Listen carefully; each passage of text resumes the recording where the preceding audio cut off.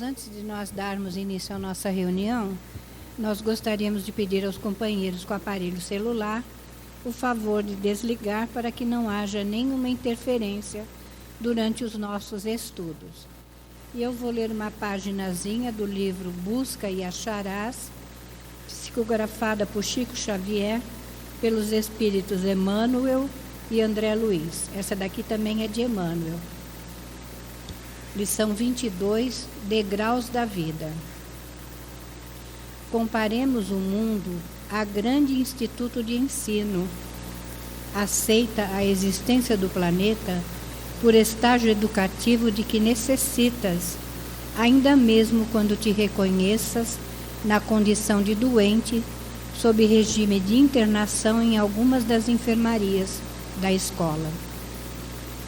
Nasceste no lugar mais indicado aos ensinamentos de que precisas no grupo familiar que mais se te aconselha ao currículo de lições.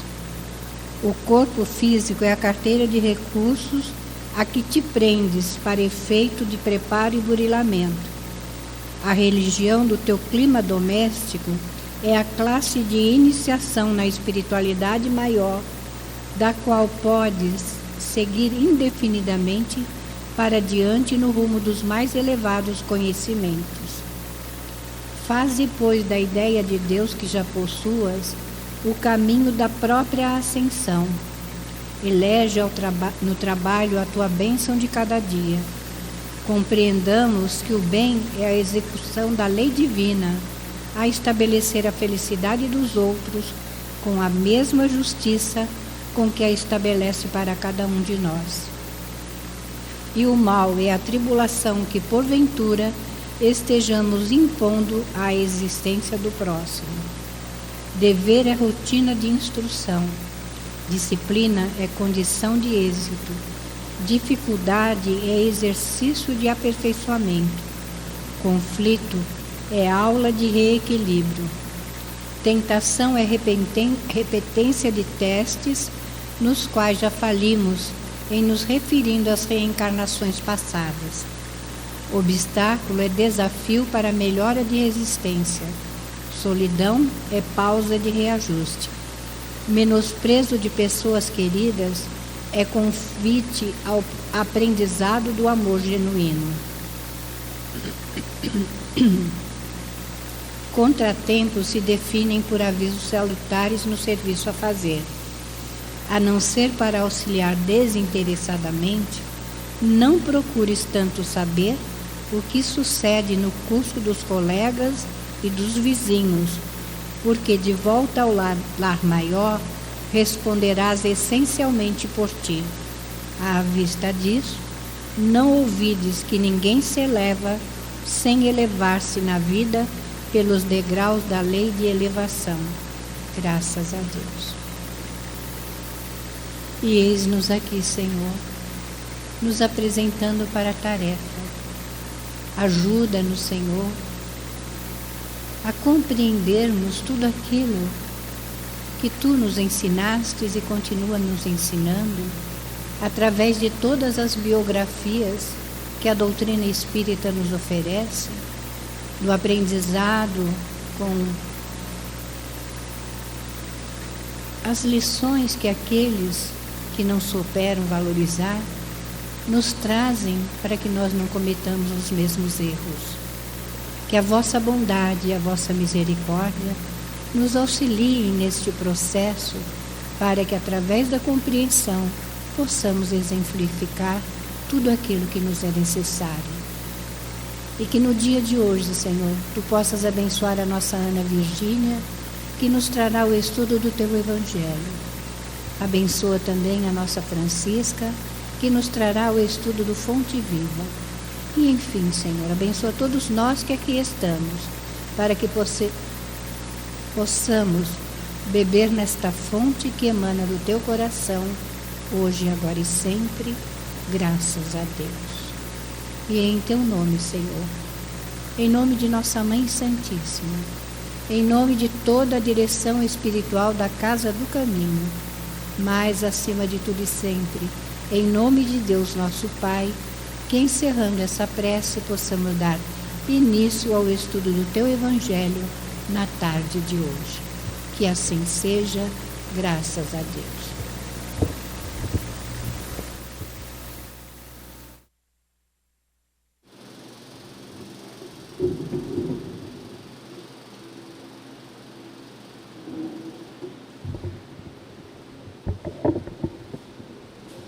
Graças a Deus, né? Estamos aqui na tarde de hoje.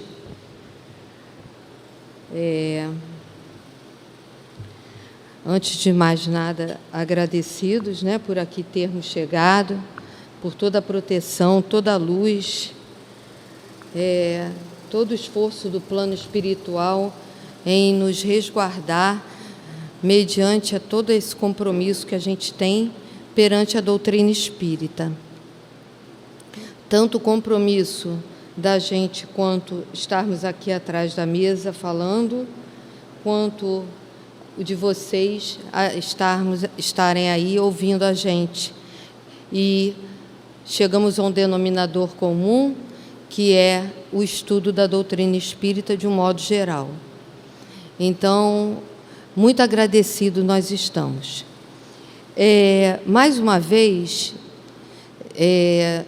nós vamos falar de uma passagem que, muitas das vezes, quando Jesus se expressava, ele deixava a gente, quando a gente vai traduzir, vamos assim dizer, as suas colocações, sabendo que Jesus trouxe para nós o amor, ele plantou o amor, ele lutou pelo amor, ele morreu pelo amor.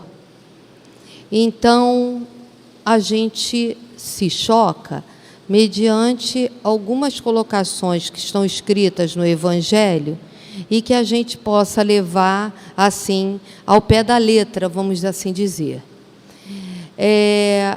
E esse capítulo, propriamente dito, para mim, ele a estranha moral, ele é um capítulo que se torna bem complexo. Ele é até um capítulo que não é extenso, mas ele é um capítulo bem complexo, muito diferente do capítulo 5, né? E aí, o capítulo 5 é tão extenso, e a gente se questiona por que ele é tão grande assim. Porque a gente precisa muito daquele esclarecimento. Não diferencia desse estranha moral, por ser mais curto. Nós também precisamos do esclarecimento, mas ele é muito complexo nas suas colocações. Então, na tarde de hoje, nós vamos trazer os itens 9 ao 15, que a gente vai procurar sintetizar bastante. A gente estava até brincando aqui antes de começar a reunião, que se a gente for falar do 9 ao 15, a gente vai anoitecer, os blocos vão passar lá fora, a gente vai entrar pela madrugada, vai começar o encontro de amanhã e a gente ainda vai estar aqui falando do capítulo desse item, vamos dizer, desses itens, vamos dizer assim. Então, a gente vai procurar ser sucinto mediante a tudo isso. Mas, o que traz o início? Como já falamos, o título do capítulo 23, Estranha Moral. E o subtítulo é: Não vim trazer a paz, mas a divisão. Na cabeça de quem, né? Jesus veio dividir, não veio trazer a paz.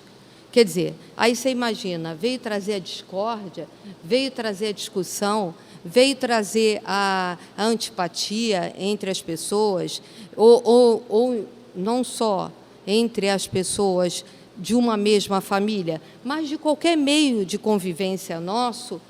Por que recebe esse título, se a gente sabe que ele morreu pelo amor? Então, se ele morreu pelo amor, se ele veio pregar o amor, e ele era perseguido por isso, por que um título desse? Então, nos resta interpretar, e é isso que a gente vai tentar fazer nessa tarde de hoje. Mas, antes disso, eu vou ler o item 9 e o item 10, para a gente entrar no assunto.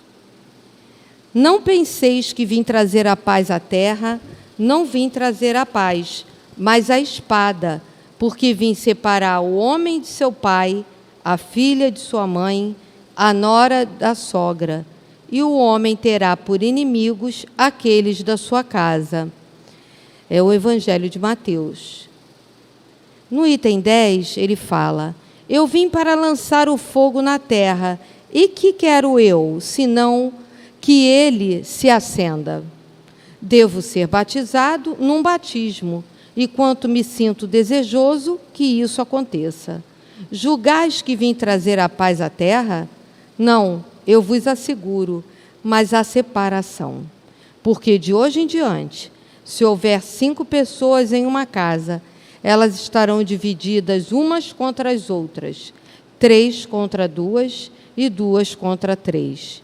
O pai contra o filho e o filho contra o pai, a mãe contra a filha e a filha contra a mãe, a sogra contra a nora e a nora contra a sogra. Passagem de Lucas. Logo a seguir, traz uma colocação no item 11. Será que foi mesmo Jesus, com a sua doçura e bondade, ele que não cessava de pregar o amor ao próximo, que disse isso? E dessa forma, então nós vamos trazer a explicação na tarde de hoje. Assim, iluminar melhor as nossas mentes. Jesus precisava falar dessa forma. Nós sabemos disso de acordo com as parábolas, de acordo com vários evangelhos, mas sabendo que foram os discípulos que escreveram essas passagens. Então, quando a gente tem uma interpretação de alguma coisa, não é? Vamos dizer numa avaliação de português, de uma produção de texto na escola, de uma coisa que a gente vai fazer uma interpretação, ou até mesmo do que a gente vê. A gente vê algo na rua e chega, digamos, aqui na casa, cada um vai falar de uma maneira. A situação, o quadro era um só, mas eu vou trazer de uma forma, a colega de outra, a colega de outra. Por quê? Porque cada um tem o seu lado subjetivo, né, de valorizar alguma coisa. Então, nesse lado subjetivo, é que eu vou dar ênfase àquilo que me chocou ou que me chamou mais atenção naquilo ali. Então, por isso, os discípulos vão trazendo de acordo com as colocações dele. Eu falo assim, com os braços, é horrível. Mas vamos lá. A lição nos parece contraditória, mas o problema não está na lição, mas sim na limitação do nosso entendimento quanto ao estudo, a falta de esforço para nos conectarmos com a espiritualidade, para o esclarecimento, o trabalho no bem, abrindo novos horizontes. Então, o que nos traz isso aqui? Bem, nós já estamos dentro de uma doutrina, num estudo, sabendo, mesmo que não tivéssemos dentro do estudo da doutrina espírita, sabendo da história de Jesus em toda e qualquer religião, a gente se questionaria sobre essa colocação. Não vim trazer a paz, mas a espada, colocando uns contra os outros. Você, né, se questionaria. Mas por que você ainda se questionaria? É por falta de estudo, é por falta de querer um entendimento melhor, é por falta de se esforçar em querer, em explorar aquilo que é passado para você, né, como nós estamos aqui, né, numa tarde de aprendizado. Então, a gente começa a avaliar, né? Às vezes nos chega uma informação e você fala assim, bem, gente, calma. Será que é isso mesmo? Você vê uma notícia, Mas será que é isso mesmo? Ou será que a coisa não pode ser de uma outra forma? Aí, quando você vai ver, na essência, a situação é outra. Quanto mais com as redes sociais do jeito que andam aí, né? Atualmente, para nós, ainda é pior ainda. Então, pela ausência de elementos da cultura que Jesus vivia, como parábolas e outros ditos que ele trouxe, perdemos o entendimento da lição, a interpretação que muitas das vezes nos passa uma forma distorcida. Na época, nós já cansamos aqui de falar, mas sempre é muito importante que seja dito, é você falar de aritmética para uma criança que não sabe fazer uma adição de 2 algarismos. Então, você não tem como falar, ela não vai entender. Então, se o objetivo de Cristo era que o povo entendesse aquilo que ele estava trazendo para a humanidade,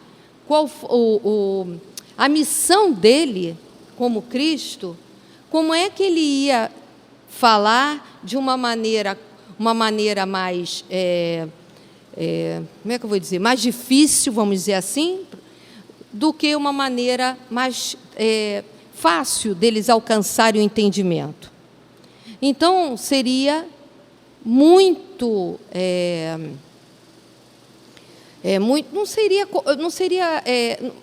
seria, como é que eu vou dizer, um distanciamento para o entendimento deles muito grande. Então, é degrau por degrau. Então, para eles entenderem, para nós até entendermos, teria que ser dito, tudo tem que ser dito devagarinho. Não adianta nós entrarmos na Casa do Caminho, entrarmos pela primeira vez na Casa Espírita e jogarem, digamos assim, para nós, um estudo, um curso da Gênese. Olha, se for depois do almoço, com certeza o povo vai cochilar, porque é um assunto muito abrangente, muito além do nosso entendimento de um evangelho, um estudo do nosso evangelho, que é o nosso ABC, né? A nossa cartilha, né? Para a nossa evolução. Então, a gente vai boiar. A gente vai simplesmente boiar. Vai falar, o espiritismo é isso, complexo desse jeito, vai se desinteressar. Então, a gente tem que aplicar por o outro, de acordo com o seu estágio de aprendizado, o que ele alcança, para ele, a partir dali, ter o interesse em aprender um pouco mais e dali seguir. Era o que Jesus justamente fazia. Com a luz que vemos recebendo da doutrina espírita, é que vamos melhor entender hoje o que diz a passagem: não vim trazer a paz, mas a divisão. Que luz é essa da doutrina espírita? É a luz do esclarecimento. Gente, é cabível nós levarmos realmente a ferro e fogo que Jesus disse, não vim trazer a paz, mas a divisão, que o pai está contra um filho, uma sogra contra uma nora, uma mãe contra uma filha, ou qualquer pessoa dentro de uma casa, não é cabível aceitarmos isso. Mas hoje a gente sabe porque a gente estudou. Mas vai lá falar para uma criancinha, Jesus falou que ele não trouxe a paz, não. Ele veio para trazer a separação. Trazer a espada. Já imaginou? Espada para uma criança é uma violência, né? Elas gostam, mas é uma violência, né? É um instrumento de guerra. Então, o que acontece? O que ela vai interpretar dali? Que Jesus é esse, gente? Eu confesso a vocês, eu tive um aluno que a gente falando uma vez, eu não sei se eu já falei isso aqui, a gente lendo um livro paradidático sobre medos, esse aluno desenhou Jesus. Aí, lá do jeitinho dele, né, desenhou Jesus, mas ele dizia que é Jesus. Aí eu fui pegar, então, de um modo geral, os desenhos estavam assim, tinha medo de assalto, medo disso, medo de cair, medo de cachorro, o que é comum a criança ter medo. Mas quando eu me deparei com aquele desenho, eu falei assim, filho, vem cá. Quando eu olhei, eu pensei que era assim, um homem ou um pai, você cria mil coisas, né? Aí eu falei, filho, vem cá, diz para a tia, que coisa linda que você desenhou, mas diz para a tia aqui, quem é? Aí ele virou e falou assim, Jesus. Eu falei, você tem medo dele? É, tenho, tia.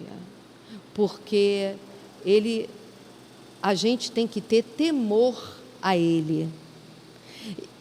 Nós aprendemos exatamente isso, que nós temos que ter temor a Deus. Mas esse temor a Deus não é ter medo de Deus, é ter respeito, é dar valor, não é? Você tem temor a um pai, quando você diz eu tenho temor a um pai, é porque você não pode ter medo daquele pai, você tem que ter respeito por aquele pai, né? Preservar aquela imagem daquele pai. A criança tinha pavor de Jesus, porque a religião dela falava isso. Aí ele disse lá, quem falou para ele, lá na religião dele, eu falei, filho amado, aí lá fui eu doutrinar o garoto, filho amado, olha, ele não faz mal a gente, ele veio pelo amor. Eu falei, no dia seguinte a mãe vai me pegar aqui, mas eu estou aqui, não estou mentindo, né? Todo mundo sabe que Jesus veio pelo amor, mas eu vou tentar mostrar a ele que, gente, ao ponto de desenhar, nunca mais peguei isso na vida, graças a Deus, mas é para a gente parar e raciocinar, né? Como a gente diz e como a quem diz, quando diz, como diz, né? Porque uma colocação dessa, né? Em João, Jesus fala, a minha paz vos dou, complica mais ainda, mas vou-la dou como o mundo a dá. Aí você para e fala, eu dou a paz, eu dou a minha paz, mas eu vou dar a minha paz como o mundo dá. Então, ele dá a paz dele ou ele dá a paz do mundo? Será que existe, agora a gente vai começar a entrar mesmo na situação, será que existe, então, diferença de paz? Será que, então, a gente já está começando a adentrar nessa questão da divisão? Né? Será que existe realmente? Eu sinto uma paz. Eu quero uma paz. Mas parece que Jesus estava equivocado, né? Se a gente voltar lá no capítulo 4, eu não vou fazer essa retrospectiva agora, por causa do tempo, no capítulo 14, item 6, vem falando uma passagenzinha exatamente para nos esclarecer sobre isso. Então, quer dizer, uma hora ele deixa a paz, outra hora ele não deixa a paz. Dá para a gente entender uma situação dessa? Então, vamos lá. O conceito de paz, nessa paz que ele trouxe para João, é diferenciado. E nós tiramos daí dois entendimentos. Então, vamos seguindo. Como o mundo apresenta a paz e como Cristo apresenta a paz. Porque Jesus, como Espírito puro, não iria se contradizer e, partindo disso, nós percebemos que o entendimento da lição parte do que seja a paz. Tudo bem. É a paz legítima a ser buscado que Jesus nos propõe. Piorou. Que paz legítima é essa? Qual é um dos maiores objetivos na vida da gente? Vamos pensar.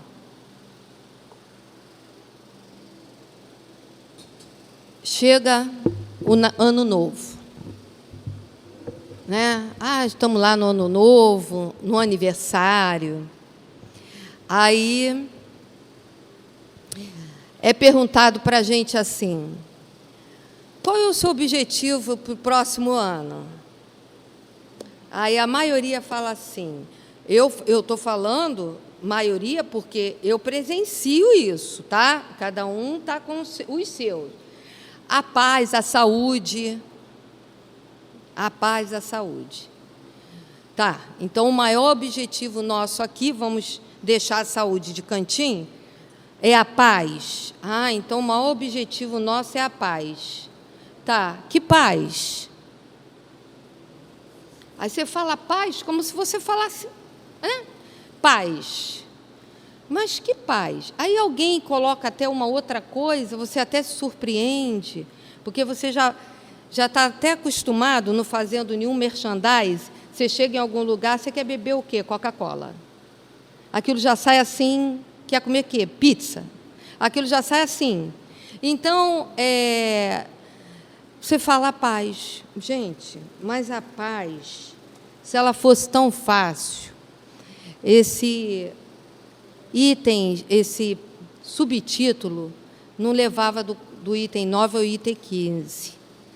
E essa estranha moral não seria tão complexa. Não é tão simples assim. Nós vivemos nessa busca dessa paz, né? E, muitas das vezes, a gente não sabe alcançar essa paz. Porque ela não é simplesmente... A gente fala, puxa, eu estava numa paz, de repente aconteceu isso. Eu estava numa paz. Será que realmente eu estava em paz?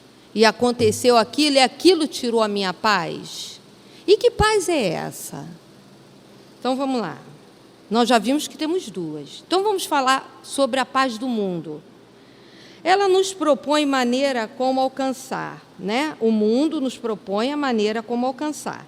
E o Cristo vai nos mostrar justamente de outra forma. A paz no mundo é a ausência de luta.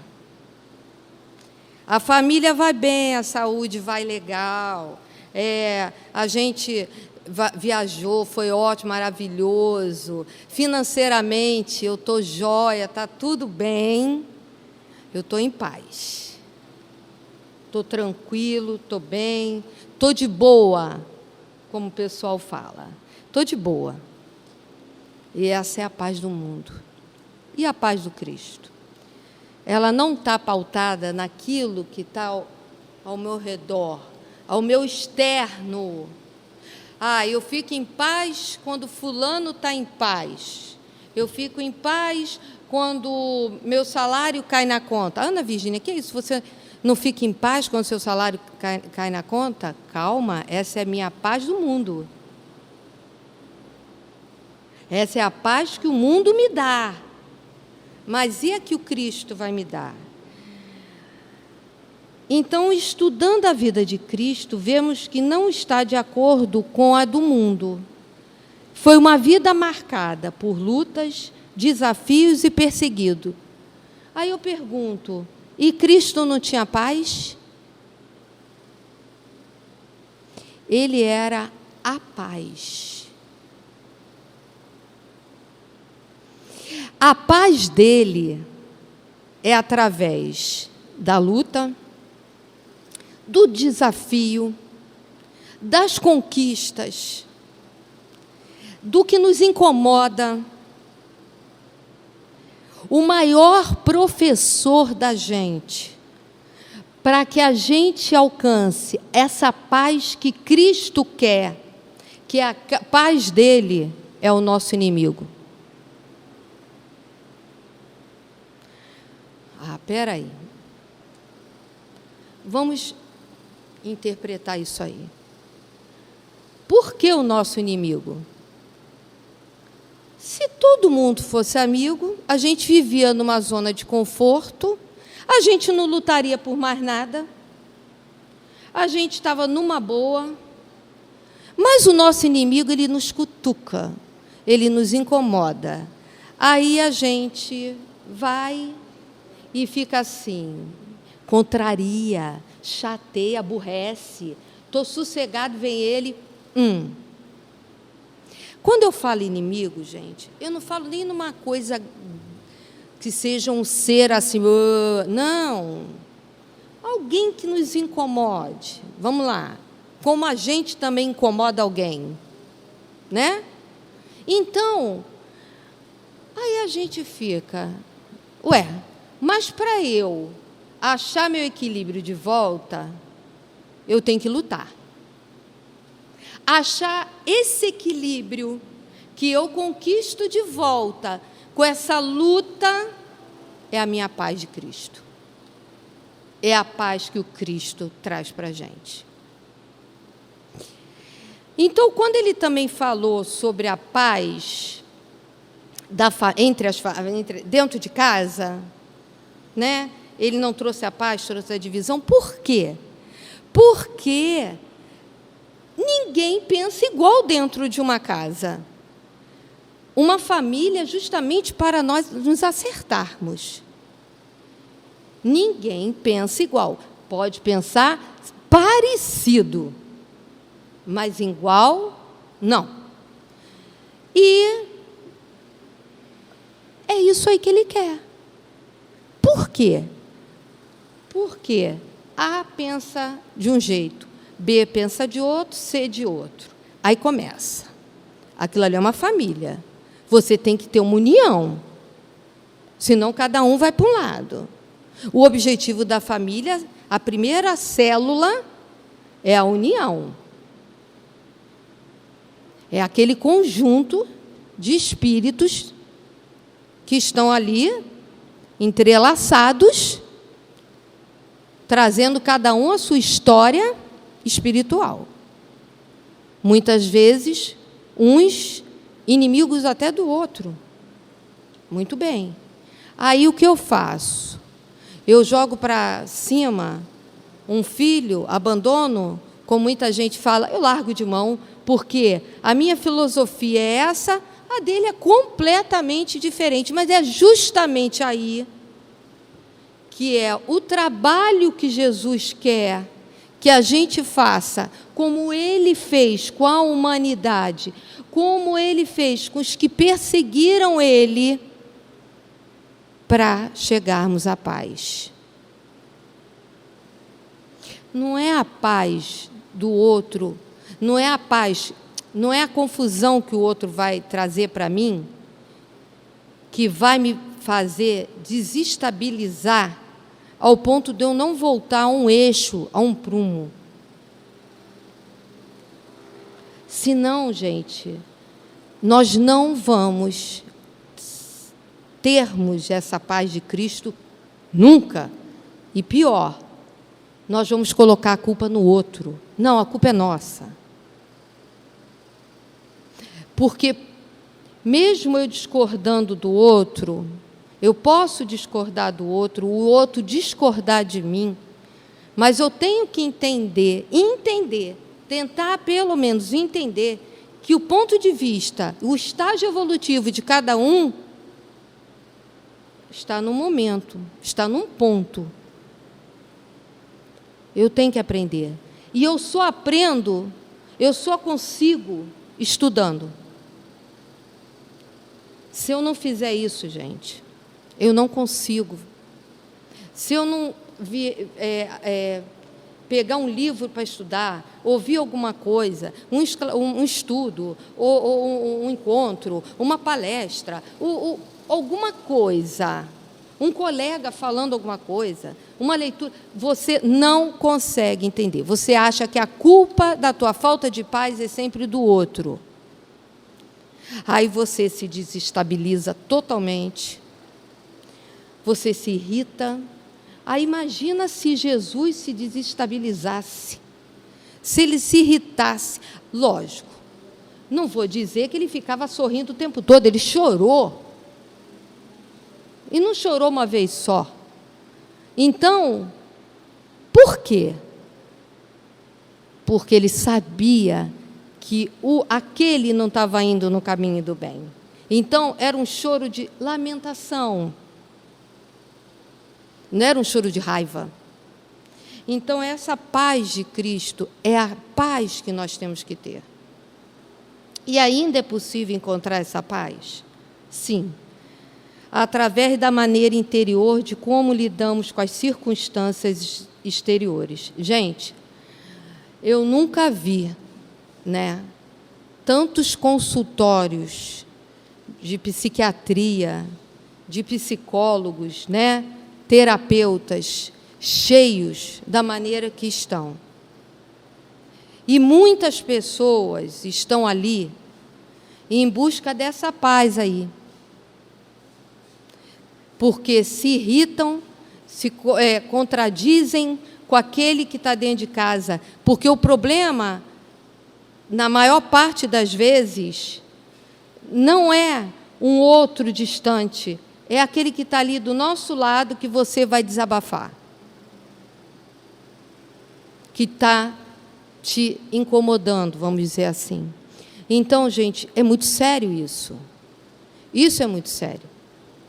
O jogo da vida, essa é a mudança, que o Evangelho nos convida a fazer, Essa forma interior, E o jogo da vida nos tira desse prumo e nos tira essa paz, como nós já tínhamos falado. Quando a saúde está bem, a financeira também, e a financeira está ruim, aí a gente já sai, dessa,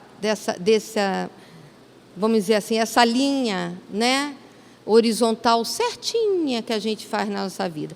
Você olha para um oceano, você vê aquilo perfeito, A criança, muitas vezes, é muito interessante. Uma criança pequenininha, ela acha que acaba lá, naquela linha que faz assim o mar. E se você, muitas das vezes, parar, quando você olha assim, você fala assim, meu Deus, eu queria que a minha vida fosse assim, igual lá aquele final. Aí você olha para a arrebentação, e a minha é assim, toda... Mas eu só vou estar levando o caixote daquela onda se eu permitir. Se eu falar assim, opa, eu não vou entrar aí nesse meio dessa onda conturbada e toda cheia de coisa, cheia de corrente, para me tirar meu pé, o meu firme, e eu cair e perder meu equilíbrio. Aí eu vou viver lá naquele horizonte lá, admirando, pegando o baldinho e jogando aguinha em mim, porque eu não quero tumulto. Então, a mudança e o combate na vida da gente são uma constante. Tudo muda, Tudo muda. Nós vivemos em mutação. As nossas células mudam. Quando fala assim, não se irrite, Não cria mágoa, O plano espiritual fala. Isso gera câncer. Aí você fala, quê? Por quê? Quando você se transforma em ira, um sentimento em ira, podem contar que as células estão se transformando, estão sofrendo mutação, e ela vai se modificar em quê?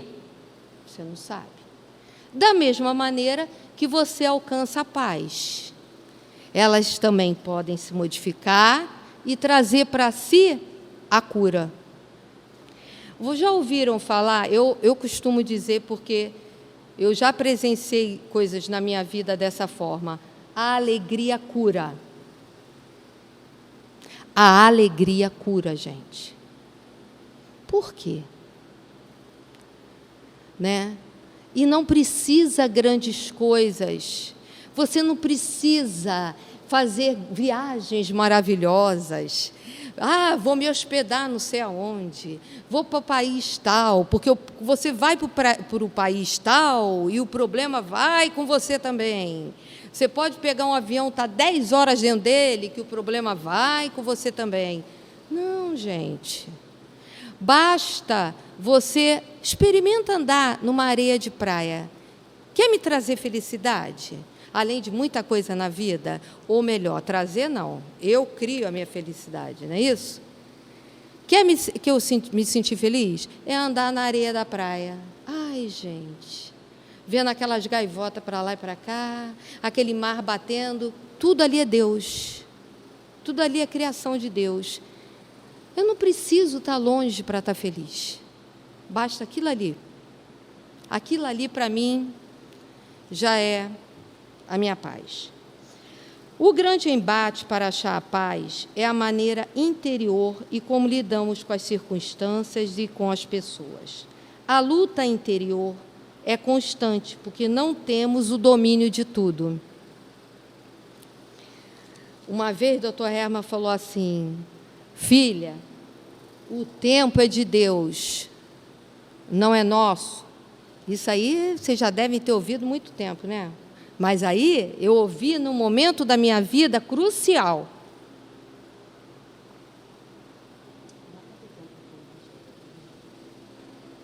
Eu estava para adotar meus filhos. Adotar o primeiro. E eu achava que seria assim. Não, porque tudo você acha que está aqui, ó. Eu manejo a minha vida, está tudo certinho aqui, ó. Eu vou sair da casa do caminho, eu vou para ali, eu vou para aqui, eu vou para ali, eu posso furar um pneu. Eu não vou chegar na hora certa lá, aonde eu quero. Eu posso isso. Nada está no nosso domínio. Nós criamos expectativas e planos mediante a nossa sabedoria, nosso raciocínio, sobre o trajeto que nós queremos para a nossa vida. Temos que fazer planos, temos que sonhar sim, senão a gente não deixa de viver o nosso presente.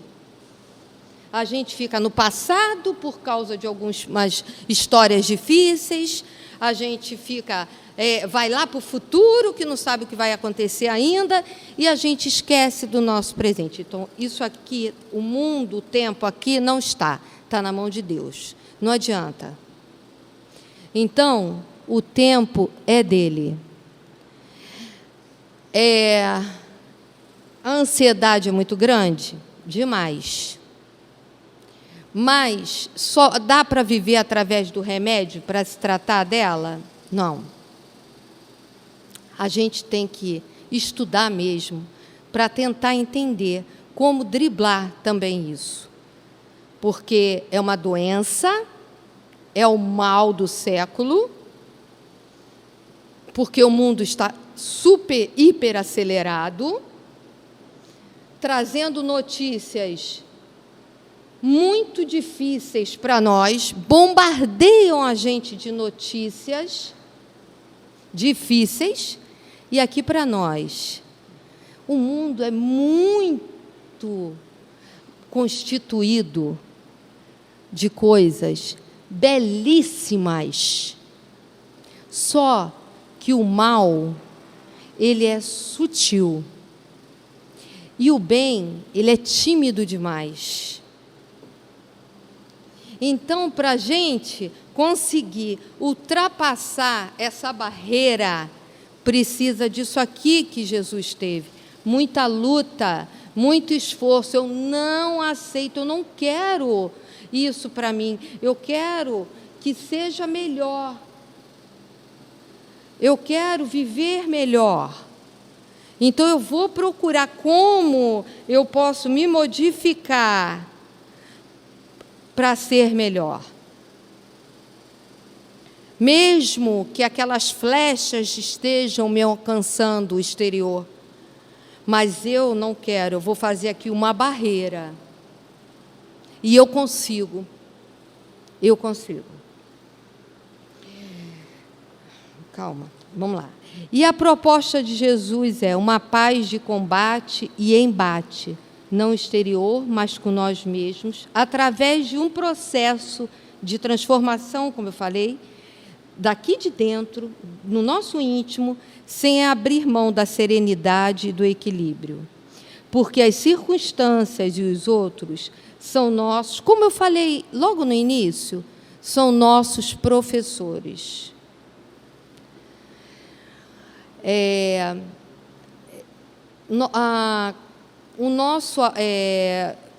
Vamos dizer, quando a gente sofre uma decepção na vida, é porque a gente criou em relação àquela criatura uma expectativa, ou em alguma coisa, uma expectativa muito gigantesca. E uma coisa que eu estou aprendendo na vida, devagarinho, com o estudo da doutrina espírita. Afinal, eu estou há 32 anos dentro da casa espírita, né? Mas o meu espírito é devagar e sempre, entendeu? Ele vai devagarinho. Tem gente que pega assim, né? Não, sou meio igual Tomé, sabe? Eu gosto de ver para crer. Eu não posso negar, sou assim mesmo. Então, eu vou devagarinho. Você vê que tem gente que está há 40 anos, 50 dentro da casa espírita e também ainda não aprendeu grandes coisas. Outros, já com 3, 4, 5 anos de casa espírita, já é assim, uma sabedoria em espiritismo. Mas acontece que, será que está em prática tudo isso que está aprendendo? Isso também é um questionamento que a gente coloca. Quando eu passar desse campo que eu estou, material, só para o campo espiritual, o que eu realmente vou levar? Isso também é outra coisa. Não adianta eu ler 1000 livros e falar, mas eu li 1000 livros. Mas você não se transformou. Então, até nisso, a gente não pode se sentir culpado, porque tem pessoas que falam, já li. Eu falei, não li. Isso eu também não li. Gente, também não li, não. Aí você já começa, mas será que eu estou sabendo menos? Será que... Não.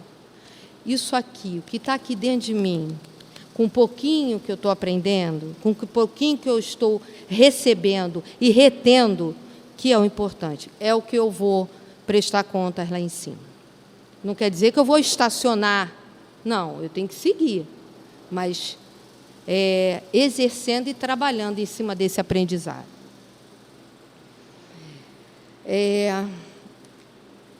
No livro Ceifa de Luz, de Emmanuel, de Francisco Cândido Xavier, não vou ler a lição toda. Quem quiser, é o capítulo 5, a lição da espada, e traz assim uma passagenzinha de Jesus. Não cuideis que vim trazer a paz à terra. Então, eu vou ler aqui um pouquinho para a gente. O mundo, até a época do Cristo, legalizara a prepotência do ódio e da ignorância, mantendo-lhe a terrível dominação através da espada mortífera da guerra e do cativeiro, em sanguinolentas devastações. A realeza do homem era a tirania revestida de ouro, arruinando e oprimindo onde estendesse as garras destruidoras. Gente, eu só quero fazer um parêntese aqui. A realeza do homem era a tirania revestida de ouro, arruinando e oprimindo. Gente, nós ainda temos muito isso no nosso mundo atual, viu?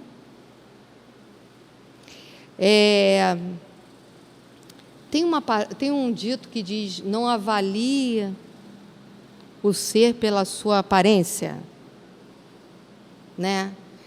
A discriminação, o preconceito ainda é muito grande.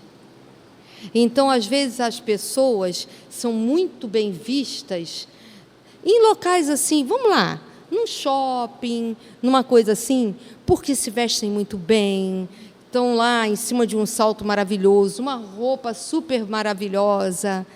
Aí aquela pessoa é recebida na loja maravilhosamente bem. Aí vai entrar um outro, às vezes de calça toda, assim, comum, né? Às vezes chinelo, isso e aquilo. E aquele outro tem muito mais a dar, até financeiramente, do que aquele outro que está bem arrumado. Então, isso eu falei assim, isso é um exemplo assim bem comum, só para a gente entender que essa apresentação externa ainda tem muito valor no nosso mundo. E isso tem que começar a acabar. Com Jesus, no entanto, a espada é diferente. Voltada para o seio da terra, representa a cruz em que ele mesmo prestou o testemunho supremo do sacrifício e da morte pelo bem de todos. É por isso que o seu exemplo não justifica os instintos desenfreados de quantos pretendam ferir ou gerar em seu nome. Então, a gente aponta, né, essa espada para nós mesmos. Vocês já viram que o formato da espada é um formato de cruz? O formato da espada é um formato de cruz.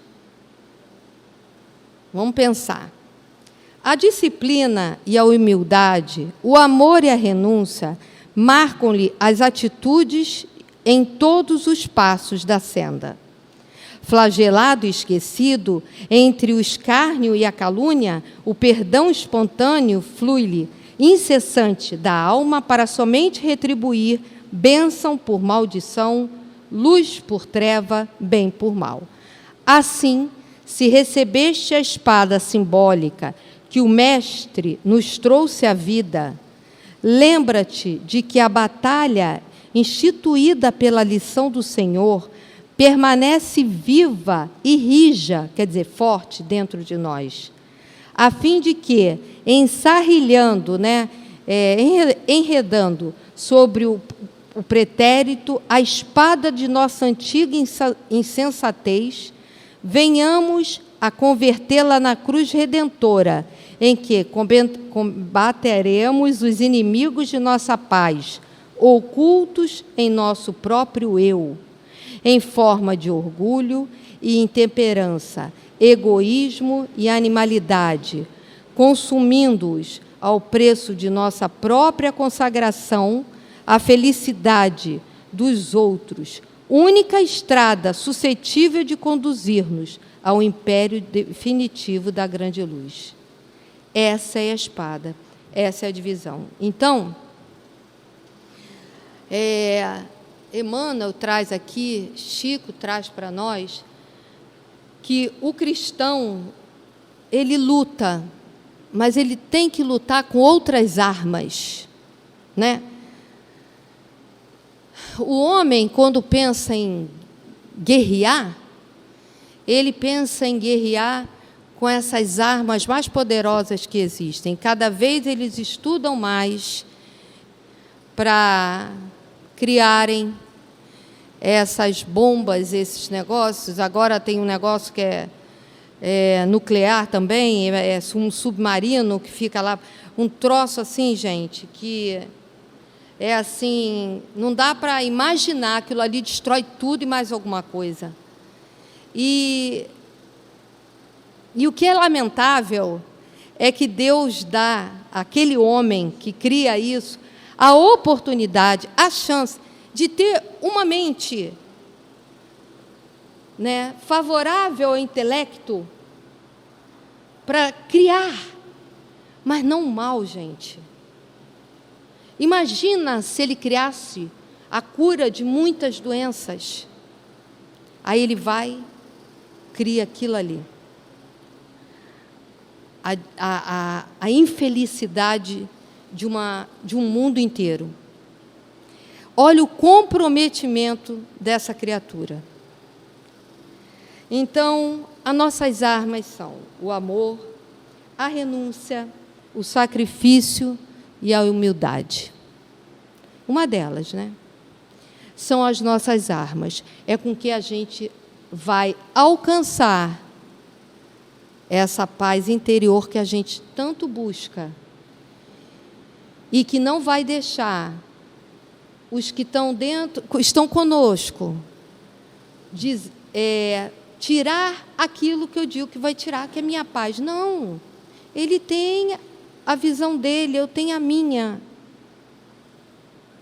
Cada um vai ter a sua paz interior, mas é uma luta muito grande, é uma luta incessante. Para finalizar, olha, gente, eu não trouxe o livro, não, mas é do livro Palavras de Vida Eterna.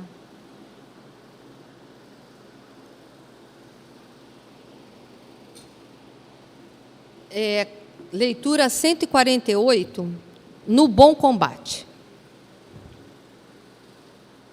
É trazido por Paulo uma frase: combati o bom combate, a carreira, guardei a fé. Posso voltar? Volta a fita. Combati o bom combate, acabei a carreira, guardei a fé. Paulo. Nas lides da evolução, há combate e bom combate. No combate, visamos aos inimigos externos, brandimos armas, inventamos ardis, usamos astúcias, criamos estratégias e, por vezes, saboreamos a derrota de nossos adversários, entre alegrias falsas, ignorando que estamos dilapidando a nós mesmos, através da tristeza do outro. No bom combate, é a diferença, vamos lá. Dispomos-nos a lutar contra nós próprios, assestando baterias de vigilância em oposição aos sentimentos e qualidades inferiores que nos deprimem a alma.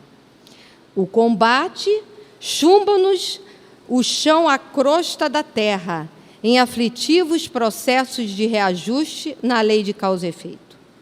O bom combate liberta-nos o espírito para a ascensão aos planos superiores. Paulo de Tarso, escrevendo a Timóteo, nos últimos dias da experiência terrestre, forneceu-nos preciosa definição nesse sentido. Ele, que andara em combate até o encontro pessoal com Cristo, passou a viver no bom combate, desde a hora da entrevista com o Mestre. Até o caminho de Damasco estivera em função de louros mundanos, ávido de dominações transitórias, mas desde o instante em que Ananias o recolheu, enceguecido e transtornado, entrou em subalternidade dolorosa.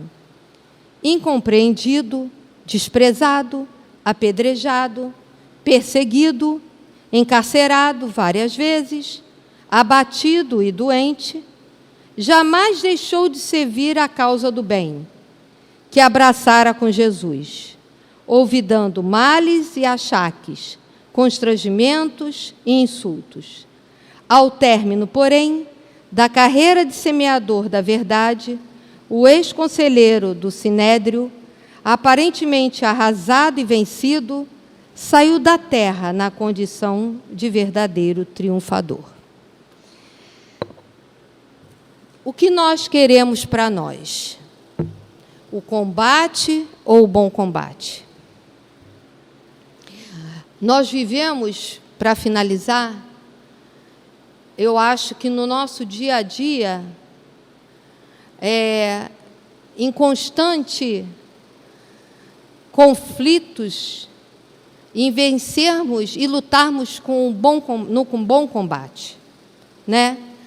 Porque nós observamos em toda a história de Jesus que todos aqueles que seguiram Jesus sofreram. E nós, às vezes, falamos assim: puxa vida, eu estou internada dentro da casa espírita E me acontece isso, me acontece aquilo outro, me acontece aquilo outro. Eu não estou entendendo mais nada. Eu estou no bom combate. Eu preciso disso. Essa é a verdadeira paz que eu vou ter, que eu vou sentir, com quem eu vou conviver na minha vida. E com que eu vou deitar na hora do meu soninho e vou saber, estou em paz. Então, que a gente possa, nesse momento que nós estamos vivenciando, vamos dizer, a partir de amanhã, mas já está desde mês passado quase, essa época do ano, né? Que é o carnaval, né? Carnaval, festa da carne. Que a gente possa estar em equilíbrio, buscar essa paz que Cristo revelou para nós. Que a gente possa estar em constante ligação com o plano superior. Que a gente possa assistir a nossas escolas de samba na televisão, por que não? A gente possa ali fora ter um filho pequeno a conhecer, por que não? Tudo depende de como nós estamos. Quem sou eu diante daquilo ali? Não é? Às vezes nós estamos dentro de um templo de Jesus e estamos com o nosso sentimento difícil perante um outro que está fora desse lugar.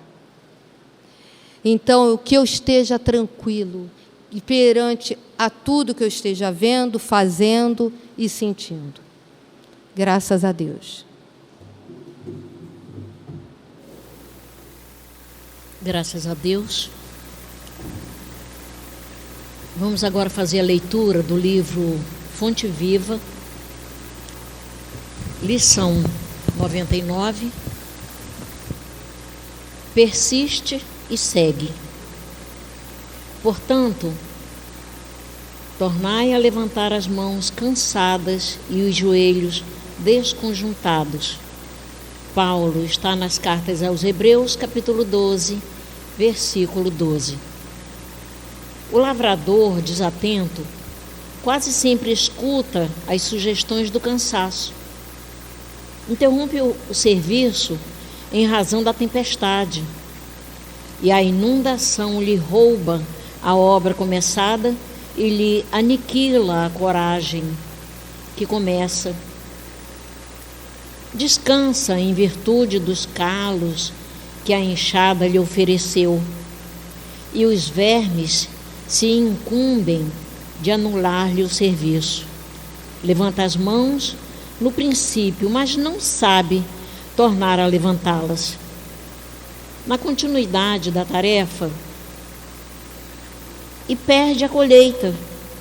O viajor, por sua vez, quando invigilante, não sabe chegar convenientemente ao termo da jornada.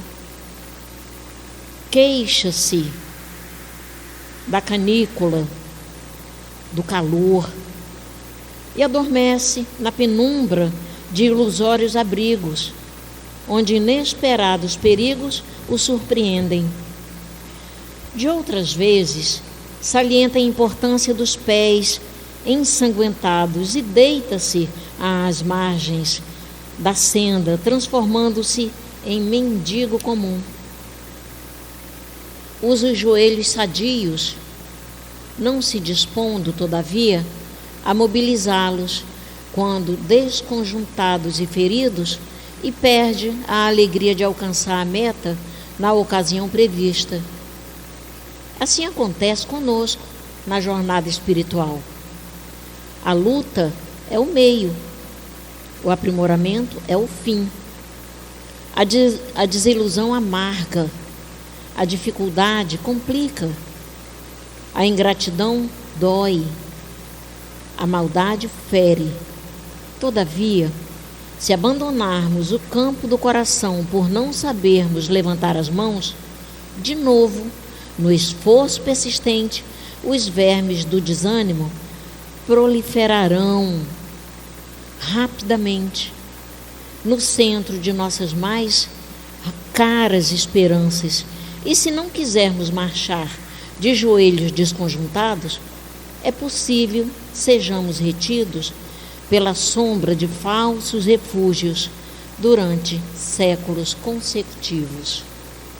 Graças a Deus. Agora vamos os médiuns se prepararem para o momento do passe. E vamos pensar que esse momento do passe, o médium não está ali sozinho, não. A espiritualidade está ali na orientação. Jesus está com todos que aqui estão. Então vamos pensar em Jesus, vamos nos harmonizar para que possamos receber o passe. Deus, nosso Pai, Jesus, nosso divino médico, queridos amigos espirituais, rogamos as vossas bênçãos de amor, de paz, de equilíbrio e de cura para todos nós que aqui estamos. Que os bondosos amigos espirituais encontrem em nós as disposições para o bem. Que seja em teu nome, em nome dos bons espíritos e, acima de tudo, em nome de Deus, que possamos iniciar o passe. Graças a Deus. A nossa maior missão como reencarnado é evoluir. Para tanto, temos as missões secundárias, as provas e expiações que nos colocam frente à nossa capacidade de superação ou de queda. Então, em qualquer tarefa, seja a mais simples, nos deparamos com a oportunidade de aprender, pois nos encontramos num mundo em que dependemos não só de nossa vontade. Vivemos num ambiente, às vezes, adverso, convivendo com pessoas cooperadoras ou não. Nesse contexto, nem tudo sai como planejamos. Somos convidados a persistir, mas repensando o nosso planejamento, considerando que temos que contar com uma ou mais pessoas para darmos cabo de nossa tarefa, às vezes projetada inicialmente por nós, às vezes planejada por alguém que está nos liderando, se for um trabalho acadêmico ou profissional. Os fracassos, a falta de material para darmos conta da tarefa nossa ou de um grupo pode motivar em nós um desânimo.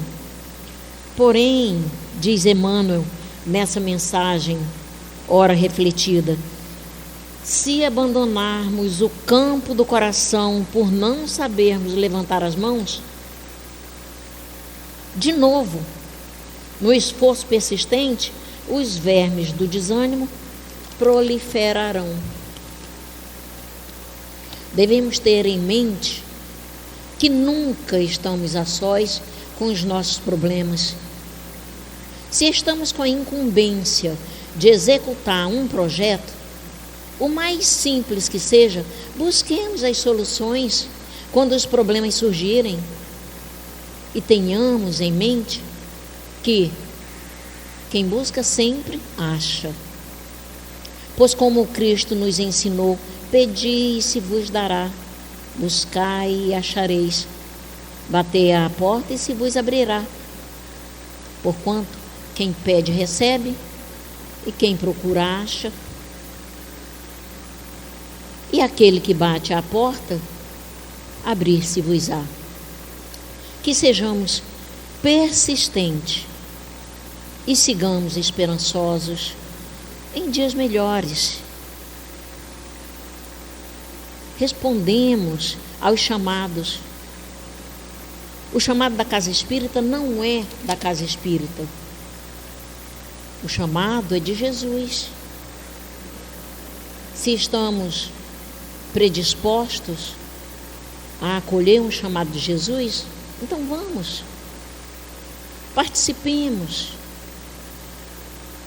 participemos dos estudos,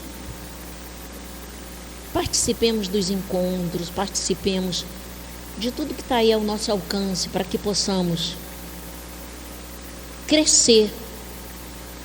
O aprendizado traz crescimento, desde que coloquemos ele em prática. Então, pensemos nisso e sigamos com Jesus. Que Jesus nos conduza sempre, graças a Deus. Agora vamos nos preparar para o momento da mensagem espiritual e continuemos pensando em Jesus para absorver a mensagem que a espiritualidade nos traz. Graças a Deus.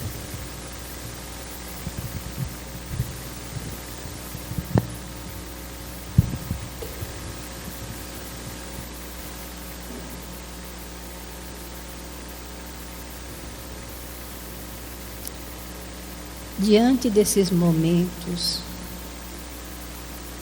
em que a Terra comemora uma festa pagã,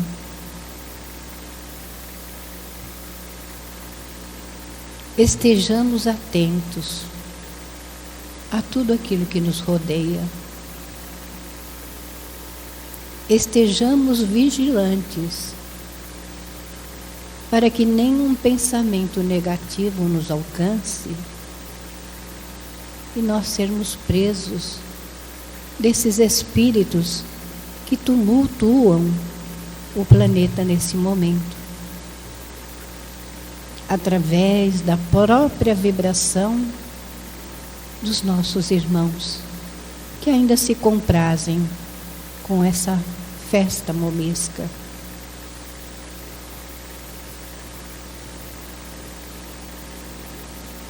Oremos sim por todos. Estejamos atentos a tudo aquilo que nos rodeia.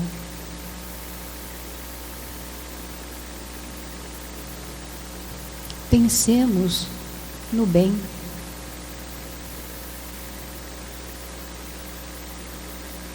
Não deixemos que nenhuma sombra nos alcance e nos tumultue.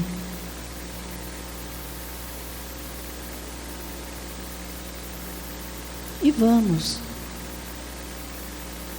participar do encontro que será realizado nesta casa, que nos trará esclarecimentos da nossa vida espiritual, da nossa família espiritual, do porquê das dores na terra e desses grandes acontecimentos que estão atingindo a mente de todos os nossos seres humanos. E contribuamos, primeiramente com a paz em nós, de fazermos aquilo que Jesus nos ensinou e nos ensina em todo o tempo.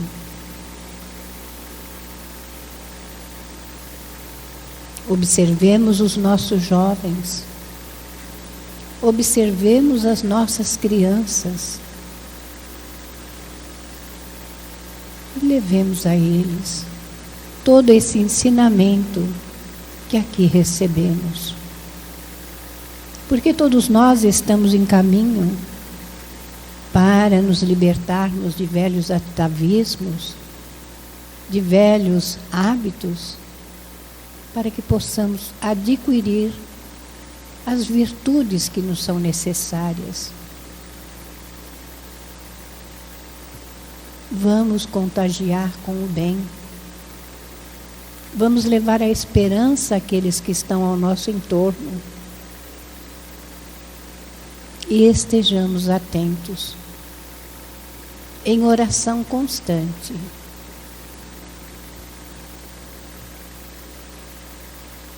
E assim, meus irmãos, que nós não deixemos que o tumulto nos alcance,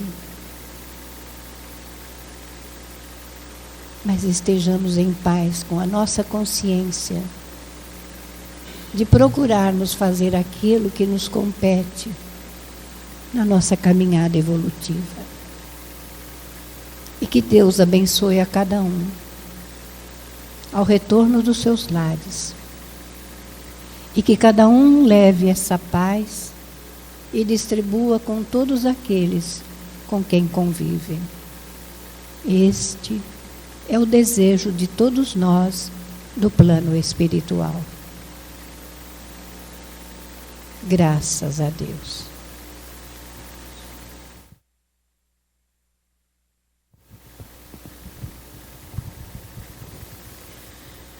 Graças a Deus.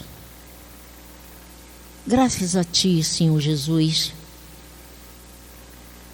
Estamos aqui dizendo presente ao Seu chamado, Senhor. E gratos estamos por isso. Obrigado, Senhor Jesus, por essa casa que nos acolhe. Obrigado pela oportunidade de estudo. Obrigado, Senhor Jesus, pela existência dos amigos espirituais em nossas vidas. Obrigado, Senhor Jesus, principalmente por sua existência em nossas vidas, pelo Senhor nunca ter desistido de todos nós.